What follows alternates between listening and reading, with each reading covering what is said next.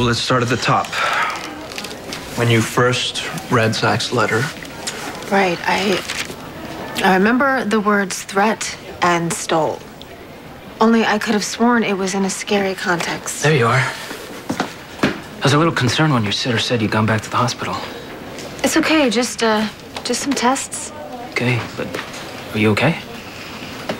That's a complicated question at the moment.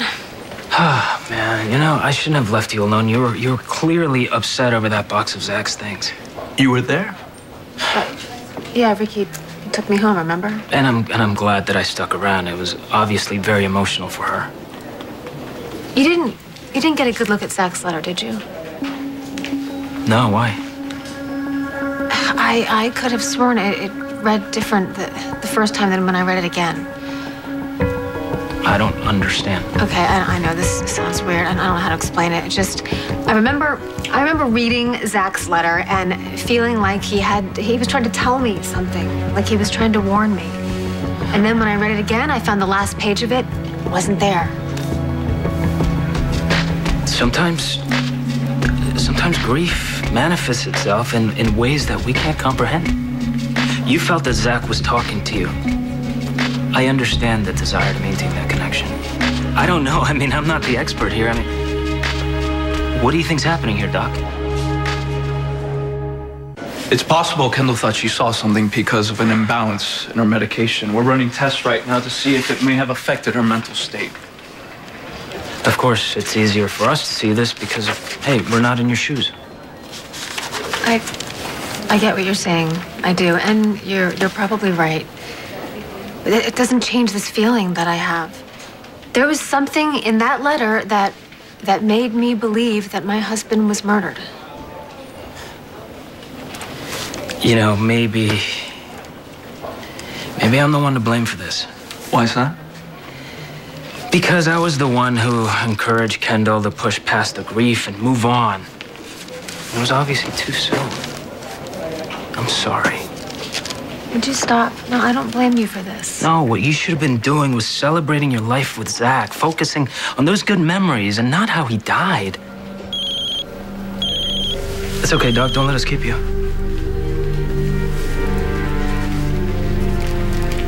I have to see a patient. But I want you to promise me that you'll wait here until the test results come back. And don't panic. Okay. I'll be back as soon as I can. Shouldn't you be out spreading the good word? I already have. Peace be with you.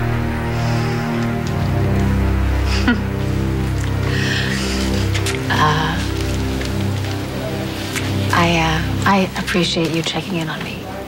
It's part of the job, ma'am. No, it's a lot more than that. And I'm so grateful, but you can't hold my hand forever. That's not a hardship for me, Kendall. In fact, I was going to suggest that we get out of here and go somewhere where we can talk. I would love to, but I really have to wait for my test results. Okay. I'll wait with you.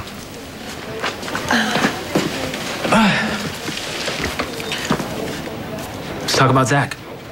I appreciate your friendship, Rickey. I really do.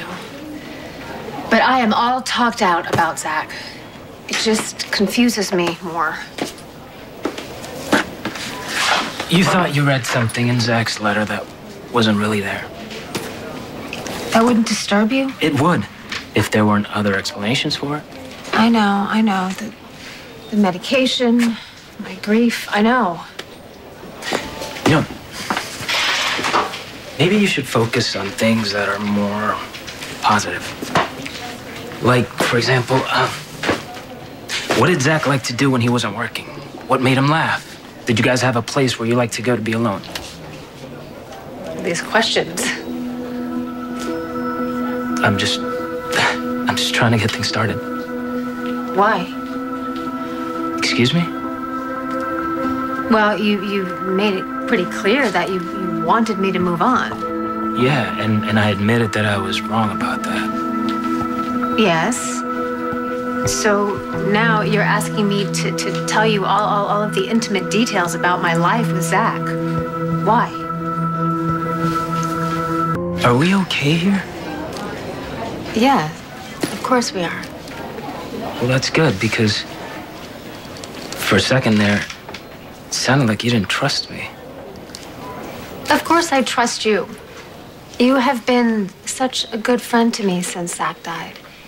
You've given me great advice, and you've just been so strong for me. Okay, can I tell you something?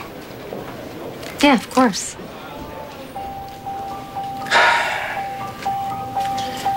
I'm making this up as I go.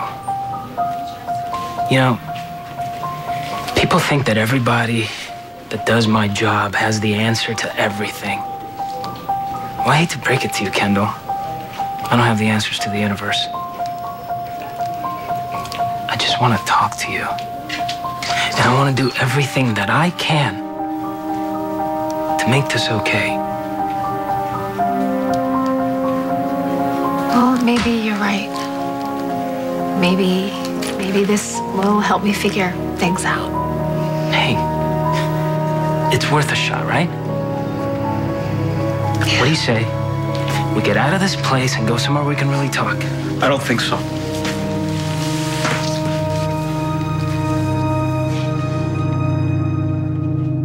Test results came back. Okay. The meds aren't the problem.